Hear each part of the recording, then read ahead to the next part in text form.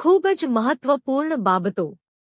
1. Body scrubbing માટે ચણાનો લોટ ખૂબ જ સારી અને પ્રાકૃતિક વસ્તુ છે।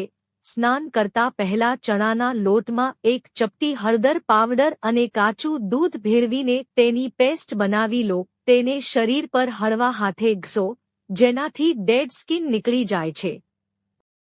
ત્વચા ગ્લો આવે અને સાબુ વાપરવાની જરૂર નથી। 2. સવારે ખાલી પેટ સેલરીનું પાણી પીવાથી પેટની તમામ અશુદ્ધિઓ નીકળી જાય છે। 3. શેકેલા ચણા ખાવાથી આખો દિવસ શરીર મજબૂત રહે છે અને મગજ અને આંખો માટે ખૂબ જ ફાયદાકારક છે। 4. લોટ ભેળતી વખતે તેમાં થોડી હળદર અને થોડું દેશી ઘી નાખવું જોઈએ। આનાથી રોટલી પૌષ્ટિક બને છે અને તે આપણા સ્વાસ્થ્ય માટે પણ સારી છે। 5. કાળા મરી અને સાકરને સમાન માત્રામાં પીસીને દિવસમાં 2 વાર 1 કપ દૂધ સાથે સેવન કરવાથી માનસિક નબળાઈ દૂર થાય છે અને યાદશક્તિ વધે છે। 7. જ્યારે કોઈને ઈજા થાય કે ઘા થાય ત્યારે તેમાંથી લોહી નીકળે તે સ્વાભાવિક છે। આવી સ્થિતિમાં ઘાને ફટકડીના પાણીથી ધોઈને તેના પર ફટકડીનો પાવડર લગાવવો જોઈએ। ઘામાંથી લોહી નીકળવાનું બંધ થાય છે અને રાહત આપવામાં આવે છે। 8. ડુંગળીનું પાણી પીવાથી પેટ સાફ થાય છે। 9. સેલરીને ગરમ કરીને ચહેરા પર ઘસવાથી ચહેરા પરના દાગધબ્બા ગાયબ થઈ જાય છે। 10. સફરજન ખાધા પછી તરત પાણી ન પીવો, નહીંતર ગળાનું કેન્સર થઈ શકે છે। 11. દરરોજ સવારે લસણની 1 લવિંગ ખાઓ। આ તમને હાઈ બ્લડ પ્રેશર સહિત અનેક બીમારીઓથી દૂર કરી દેશે। 12. રાત્રે સૂતા પહેલા અડધા ચમચી સૂકા ધાણાને થોડા પાણીમાં પલાળી રાખો અને સવારે આ પાણીને ગાળીને પી લો। તેનાથી પેટ અને કબજિયાતની સમસ્યામાં રાહત મળે છે। 13. રાત્રે સૂતા પહેલા હરડનો મુરબ્બો ખાવાથી સાંધાના તીવ્ર દુખાવામાં રાહત મળે છે। 14. રાત્રે ટાઈટ કપડાં પહેરીને ન સૂવું, બલકે સાદા અને ઢીલા કપડાં પહેરીને સૂવું। ટાઈટ કપડાં પહેરીને સૂવાથી પેટ દબાયેલું રહે છે।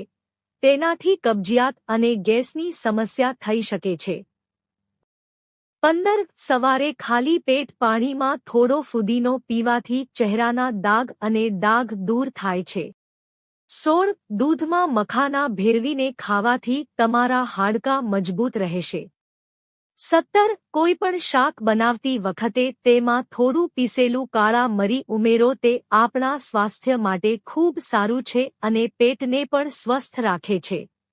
18. દહીંને સેટ કરતા પહેલા તમે જે વાસણમાં દહીં સેટ કરવા માંગો છો તેમાં થોડો ફટકડીનો પાવડર લગાવો।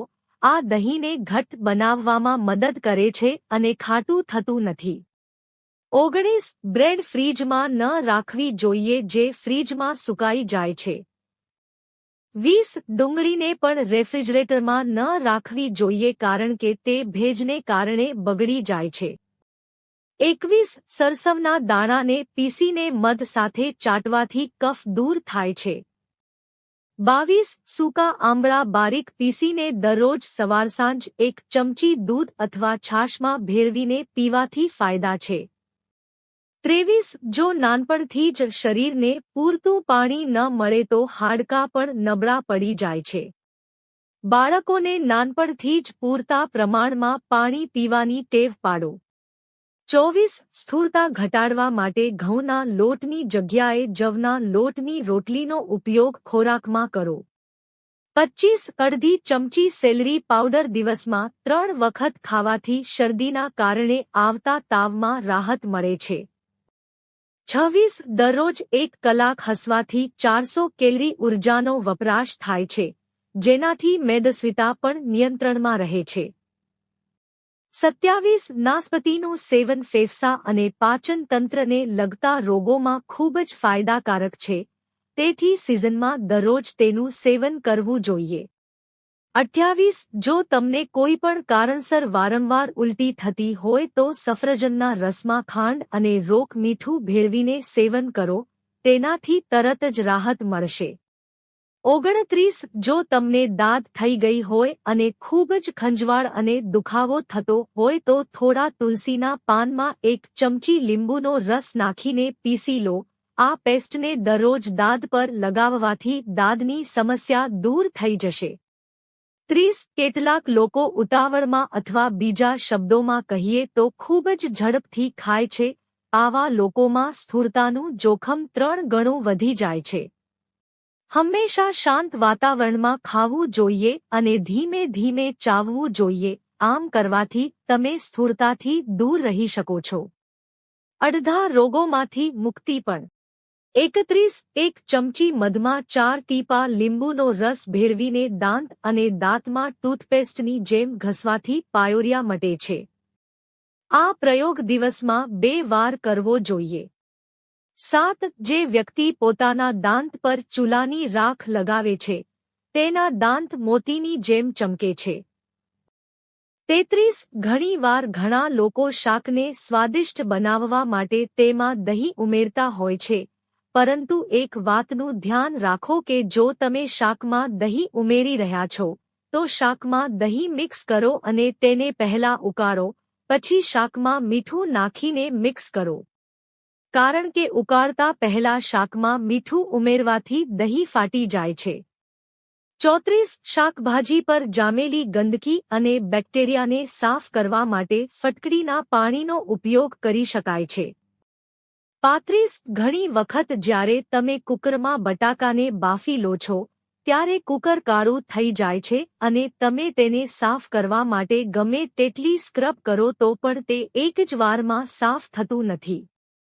આ માટે તમે થોડું મીઠું અને અડધું લીંબુ ઉમેરો અને સીટી વગાડો અને આ કુકરને કાળા થવાથી બચાવશે અને બટાકાની છાલ પણ સરળતાથી દૂર થઈ જશે. 36 જો તમને ખૂબ પરસેવો થાય છે અને તેની દુર્ગંધથી પરેશાન છો તો 3 ગ્રામ આમળા પાવડર પાણી સાથે અથવા 20 મિલી આમળાના રસનું સવાર સાંજ સેવન કરો. તેનાથી ગરમી અને પરસેવાની સમસ્યામાંથી રાહત મળશે. 37 ઘીમાં થોડી સેલરી ઉમેરી તેને ગરમ કરવાથી ઘીમાં કોલેસ્ટ્રોલનું પ્રમાણ ઘટે છે. 38 જે વ્યક્તિ રોજ અખરોટ ખાય છે તેને શ્વાસ લેવામાં તકલીફ થતી નથી.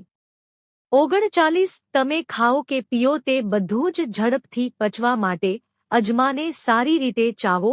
આ તમને જીવનભર કબજિયાત, અપચો અને પેટમાં ગેસ જેવી સમસ્યાઓ ન થવામાં મદદ કરશે. 40 ડુંગળીનો રસ લગાવવાથી મસાઓ નાના નાના ટુકડા થઈ જાય છે અને મૂળમાંથી ખરી જાય છે. જો તમને આ વિડિયો ગમ્યો હોય તો લાઇક કરો, મિત્રો સાથે શેર કરો અને ચેનલને સબસ્ક્રાઇબ કરો. ધન્યવાદ.